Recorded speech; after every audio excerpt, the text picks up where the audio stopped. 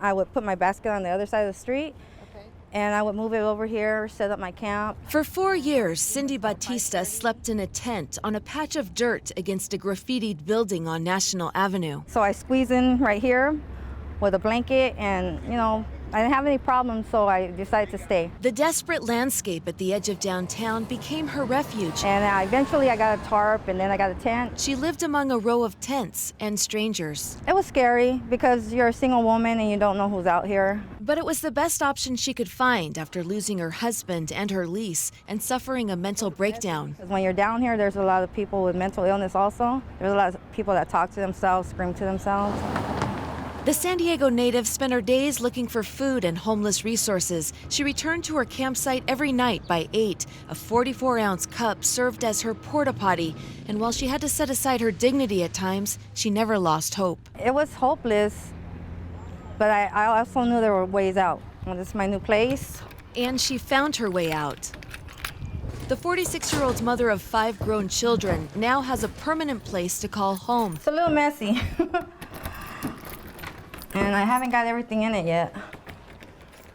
But this is it. She moved into the single room on 31st Street near downtown. Excuse the mess. Just days ago. Yeah.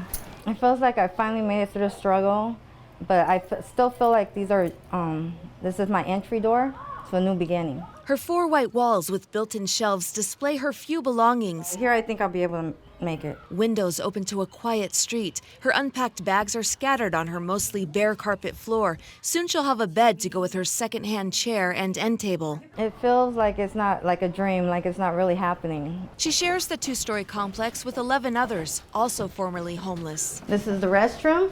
There's 5 of us up here, and we all share this restroom. She says her set of keys, clutched in her hand, will give her new opportunities. I would like to go back to school, to City College, and make a career for myself. San Diego has plans to permanently house thousands of people living on the streets and provide counseling and services to help them rebuild their lives. It's an initiative that's been successful for places like Salt Lake City, Utah, and Dallas, Texas. The approach could change the landscape of downtown, where people lying listlessly on sidewalks consumed by encampments has become a new norm. Over the past 2 or 3 years, despite our best efforts and despite the success on the part of the Housing Commission, working with the city and the county to get people off the streets, the problems continue to grow. Rick Gentry is president and CEO of the San Diego Housing Commission, one of the organizations working to tackle the homeless crisis with an $80 million permanent housing plan. He's confident it will help the region turn a corner. We believe will result in 3,000 to 5,000 more people coming off the streets. Not everyone agrees with the idea. Some worry housing units for homeless people will be built in their neighborhoods, or that people who dug themselves into homelessness should take responsibility for their own problems, not the government.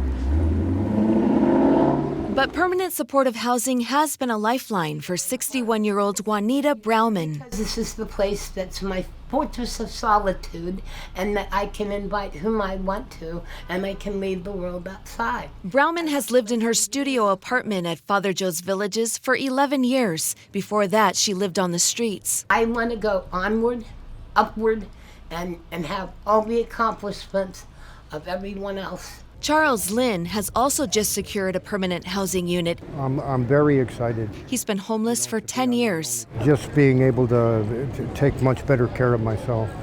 So I'm very excited to be independent again.